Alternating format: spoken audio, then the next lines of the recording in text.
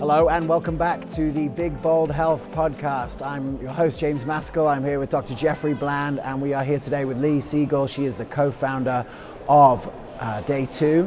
And Jeff, we've been making health personal here for quite a few episodes, but I don't think we've ever made it quite as personal as we're about to today. Yeah, I think that's really right, because we're going to be talking about an area that, I don't know, in families is always kind of put off to the side, bathroom talk, something around the microbiome and stools. But I think we're going to find this extraordinarily germane and right in the center of the court related to personal health. So hang with us and you'll see where this all pays dividends through this discussion. Well, we are here, you probably hear in the background, we are live after a really lively conference here at the Personalized Lifestyle Medicine Institute. And Lee, it's been amazing to hear a little bit about the work that you're doing. In this world of microbiome testing, there's been a lot of fanfare, but I understand, from what I saw today, that your company is taking a slightly different approach in what it means to make a real impact in personalized health. So, as a lawyer and someone who's been involved in a lot of different things, why this and why now? Well, this and now because we are bringing front and center groundbreaking science that was developed in Israel and was initiated by the two scientists in the Weizmann Institute, which is, for those who don't know, like the MIT of the US, the leading research, well-known worldwide, and they found an amazing way to harness the gut microbiome in a very actionable way for glycemic control. So, when I was first really introduced to the concept that underlies what you're doing, it came by my reading journals, and I picked up my Cell journal one day, and I opened it up, and here was a lead article. And it was this 800-person study. And my first, having been involved with many studies in nutrition and life and health over the years, I thought, is this real? 800 people are being measured and all this time with a controlled diet and looking at all these variables and getting this outcome that they can really measure this reproducibly. And the more I read the study, go through all the methods, the more I thought, wow, this is not only a groundbreaking study, but this is a total paradigm shifting way that people could actually harness information about their health in ways that had never been known before. So is that what kind of sucked you in? Yeah, it's really two things, right, that sucked me in. First was the notion that when we're looking at food and we're trying to understand if it's healthy, we're going to stop looking at the food and we're going to stop saying, like, is this low fat, is this high calorie, is this high fat, as the measure of health, and we're going to start looking at the person. And this whole way of looking into the person and harnessing their information and then looking at the personalized response for that person really got me, because I've been sitting in weight loss groups for 20 years, and I've been hearing thousands of people, just not personally, I was sitting there as a participant. And you can see people who are trying to do a very good job, and they're following their diets and the recommendations, and they're not couch potatoes, and it's not their fault. And for years I've been thinking there's a missing link here that we don't get. And we're setting people up for failure until now. When we're not looking at them and tailoring their food to what they need to be eating, we're just setting them up for failure with generalized recommendations. And when you're looking specifically at blood glucose, we're driving people faster into the disease that we're trying to get them off or to avoid. So that was a really big thing for me, the whole nutrition side. And the second thing was the gut microbiome, right? Yeah. Which is a new frontier in medicine. And they were able to harness it in such a unique way, in a responsible way, that I think other people are not doing it the same way.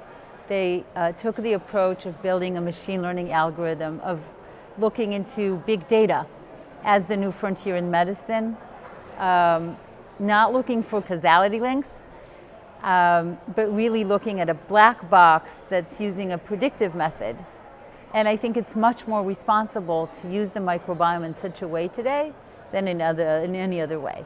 Well, I think we all were just blown away at this meeting that James was just mentioning that we've all attended. This was on personalized nutrition, and it was mostly nearly 400 health practitioners learning about how to harness these new technologies, and we were all 400 or so people blown away by your vision as well as your communication of this model, because I think there are so many people, and I'm thinking now even practitioners who are treating patients, that are so frustrated because they've tried to do the right thing, they've tried to give the right guidance, they've tried to help people to find paths to good health and own their own health, only for the person to be lack of success and frustrated, and then you have disillusionment, and it's a horrible feeling when you've provided your best service and it doesn't end up producing a positive outcome. So your model, it's more your model, your approach is that I want to go well beyond model, because the science is now, with all this diligence, has really proven the model, is really a paradigm shifting opportunity for people to own their own health in ways that was never possible before. Right, yeah, I totally agree with that. And having that provider in the middle is really helping us bring this in a more efficient way, not just throwing an app at someone, which I believe is difficult to be able to get the science across, to be able to get the behavioral change. And when you're looking to tie that into people who treat patients, and now we're providing a tool with professional tools for them, with an app for the patient, with communication, and a remote care platform that really looks at this whole thing as something that's just wider than just digital therapeutics with an app. And I think that's where this value proposition becomes very strong as well, because not only are we looking at it from the personalized medicine aspect, but the provider is actually adding all that layer of actually sitting with that person and understanding the habits and what they need, and if they have additional comorbidities that need to be taken care of. And that all just became very strong. So James, you're not a practitioner, so this might have been your first exposure to this whole concept in more detail you heard. So what was your takeaway, kind of as more of a health conscious, well-informed consumer? Well, I think one of the things you said there at the beginning that was super interesting is just the sort of the hope cycle that people go through, where they go and try something new and then it either doesn't work or does work, and then ultimately the frustration that comes with sort of trying to do it right but it not working out. And I think it's super exciting to know that, we can drill down for everyone to have their own experience. I'd be interested to know, just as someone who said who was in those groups for that long, and then over the last 5 years cataloging all of this science, were there things that came up to you that were surprising? Oh, of course. I was, I ate a certain diet for 20 years. And then when I actually was able to participate in the original Weizmann trial as part of the due diligence on whether to tech transfer this, and found the company around it. And I made it, I think I was the number 1,000. By the way, the science was on, the trial was on 1,000 people that were measured for a week with the continuous glucose monitor and everything you mentioned. It was published based on 800 because the 200 just came after the cutoff date. And then I participated in that, and I got my report based on the continuous glucose monitor. And everything that I was eating was spiking my blood glucose levels. And it was shocking because I was on a healthy diet. I had my golden weight for years already, but as maintenance go, you have to follow the program in order to continue. And I used to eat in intervals of every 2 to 3 hours. I just became famished. I was so hungry that I had to plan all my meals going forward. This is part of the program. And when I got the continuous glucose monitor report, I could understand why. I was spiking and going down, spiking and going down. Okay, and I'm talking about eating a breakfast that has yogurt and bran flakes and an apple. I'm not talking about, a stack of pancakes. And I'm talking about vegetable salad, right? I'm from Israel, Tel Aviv. We eat so many, healthy vegetables. My vegetable salad was my number one spiking food. Now at that point, and my sandwiches were all wrong. Now, at that point, there was nothing I could do about it except look at my report, my CGM report, and say, all right, what am I supposed to do now? Stop eating vegetables? Not eat yogurt and bran flakes in the morning? This is like generalized healthy information. And what I did was say, you have to get the company founded You have to run as fast as you can to get your app up. And then the algorithm will allow you to tailor your meals. And that's exactly what happened. We had like a product commercialized within a year. I started tweaking my meals. Very small changes. Yeah, we what don't does believe. it look like now? What's right? breakfast? So, exactly. So now breakfast consists of a certain type of yogurt that has a lot more protein in it. And I still eat the bran flakes. I do not want to take out my carbs. The beauty of this program is that it allows you to continue to eat carbs. Okay? A keto, I want to say, is a no-brainer. Take out your carbs, flatten your glucose, lose weight. Only problem is you can't live that way. It sucks the joy out of living for me. And I think for many people, right? We want to continue eating. And so I now combine it differently. I combine it with a certain amount of walnuts, and I combine it with a certain amount of yogurt, and it's all about the combination. And those are personalized, right? The whole basis of this is what they found in all that data, is that you and I are different. You eat the piece of bread, I eat exactly the same piece of bread. We will respond in our blood sugar levels differently. And then we tailor that based on the algorithm that predicts for you. And then when I did that, I just went through very small changes. I changed my vegetable salad. I changed my sandwiches. And then I went from a place that you could set your watch according to my 2-3 hour intervals. People on the company knew this. I would had my breakfast, and then somewhere around 11, I would be so hungry. I would say, okay, it's 11. I didn't even have to look at the clock. And then when I started doing the day 2 version of what I was eating, it became, when did I last eat? I did not ask that question for 20 years. All of a sudden I was like, hey, I'm not hungry. I lost the cravings. I lost the hunger. I got the balanced feeling that you get when you take out your carbs, except I was eating a lot of carbs, just eating them in my personalized recommendation combination. Okay, just a sec. I think we need to go, because now people are probably thinking as they're listening to this sounds magic. This Right. sounds like, what's under the hat? You know, what is this? I think you need to describe a little bit. The program? What is the program? Okay, sure. So what we do is you come, whether it's through your provider or you go to day2.com and you can order this on a direct-to-consumer basis, or you get it through your employer or you get it through your health plan. Any way you get it, at the end of the day, you get a kit, and you take that home and you take a stool sample. We need to get your gut microbiome. And so it's a very simple way, it's a very small amount, there's a stabilizer in there, and you mail it back. You just literally drop it into any USPS or whatever. And then what we do is we have a sequencing process, right? We're looking at the DNA of your bacteria, trying to get a list, a comprehensive list of what's in your gut, all the way down to the gene level. So it's called full shotgun. It's a very deep sequencing. And we use that together with a lot of other information that we're collecting, like your medical history, your age, your BMI, your anthropometrics, anything you can tell us about your sleeping habits and stress levels and exercise. We're asking for blood tests, and those need to be like standard tests over the last 6 months that you've done. And then we just take all that information, we run it through the machine learning algorithm, and then we give you the access through an app. So you get an app with recommendations on breakfast, lunch, dinner, snacks. You can freely search and build any meal you want, right? I can say, tonight I'm gonna eat broccoli and chicken and have a glass of wine and eat some rice and a dessert. And it will score 0 to 9.9.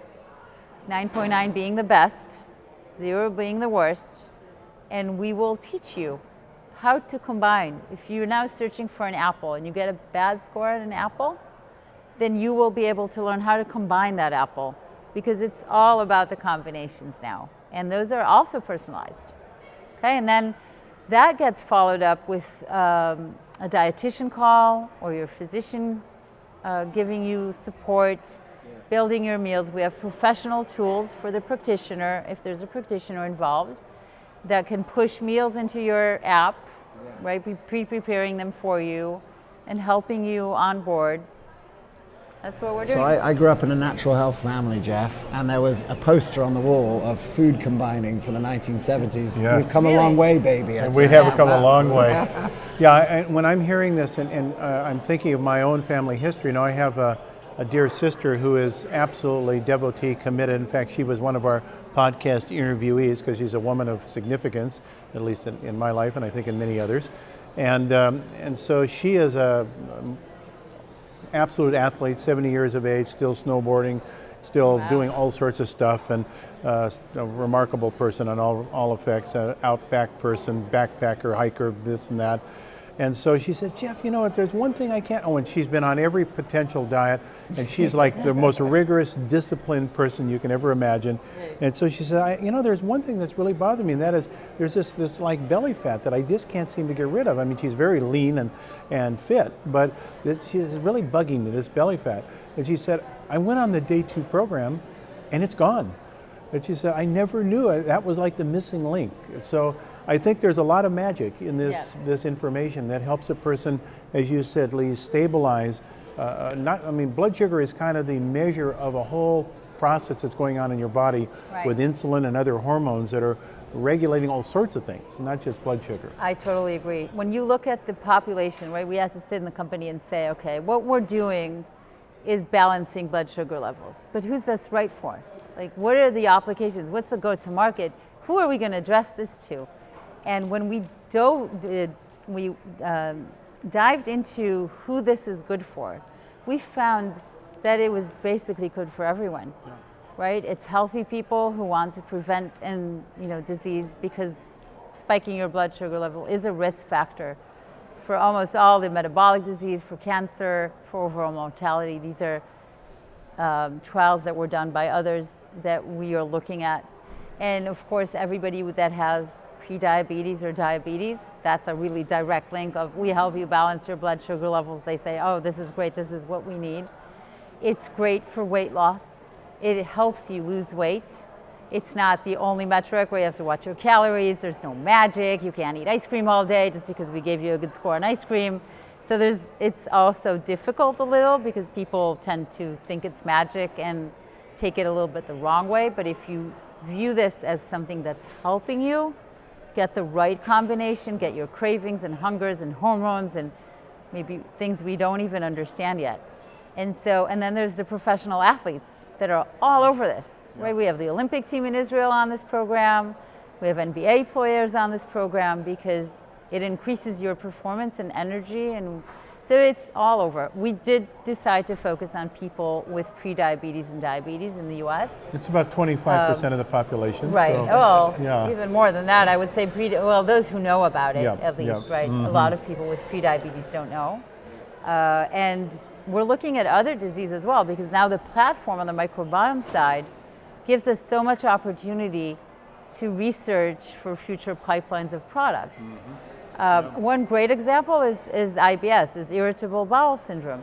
We've been hearing from customers who are on this program that they're doing the program and they're helping their symptoms for bloating and diarrhea and a lot of discomfort that's been going away. So now we research that because we don't want to say that just based on anecdotal information. Well, I'm so excited about what you're saying because James and I in an earlier podcast did a little review of wearable devices and biotechnology, biometrics, and how this information was going to help people to see their health in different ways. And I was describing in that particular podcast having worn a continuous glucose monitoring device for about 3 months, and how important it was for me, a guy who is a biochemist and done work for more than 30 years of my own biochemistry, and here I'm learning all sorts of things because I'm getting this information in real time and recognizing that things that I never really fully understood on a real-time basis were so important. But the difficulty of continuous glucose monitoring is you're putting a device on your body and you're wearing it, and if you, in the United States, unless you have a physician that is prescribing it and you've got a clinical condition like diabetes, you're probably not going to have access to it. So here is a much more effective way for a person to get into that information from a much more simple way of entering. We actually call it like a PreGM, right? So you could use a continuous glucose monitor, as I did, right, in the original trial. But then you get your vegetable spiking salad, right? The blood spiking vegetable salad result. And then what are you supposed to do? You can start your trial and error, right? Add this, check your monitor. Add another thing, check your monitor. But there's no, I call it the noise cancellation that a machine learning does for you, right? Maybe it's your stress levels that were different. The blood glucose monitor is too difficult to do it on your own. It gives a lot of information, not to... There's a lot of non-food information. But when you too. have your app, all you have to do is just search it and you get it in advance. You don't have to actually go through it, spike it, see it on the monitor, and then start adjusting it. So the PreGM concept is what we love about this. You're obviously a CEO of the company. Yeah. You are a co-founder of the company. You are a person who has a personality that you bring into the company's persona just by your presence and your experience. But you're also a mother of 3 children. Yeah. And I think there are a lot of women who are watching our podcast who are, multiple purveyors of all sorts of things in their world. They're super women. They're professionals, they're mothers, they're caregivers, they have parents, they're tending, they're the health providers. I mean, the list goes on and on and on. So how about for you? How does that all work out? Help us. Yeah, well, I am a mother first and foremost. I have 3 amazing kids. I actually have 3 stepkids from my husband's previous marriage, so I actually have 6. We call that the Brady Bunch in the I United know, States. right? I grew on the Brady Bunch, so I know that one. They're older, but it's a great relationship. So for my 3 boys, it's always been this way. So I was always a career woman. I have a great partner who, of course, pulls his weight. It's not that I'm managing him. He's a father and a full-time father. He's also a serial entrepreneur, so he's juggling like 4 startups. I'm only juggling 1. And the way it works is by just working, for me at least, 3 shifts a day. So, I have the first shift at work, and that takes me like 4 or 5 p.m. And then I go home a few times a week, and I'm with them until I put them to bed.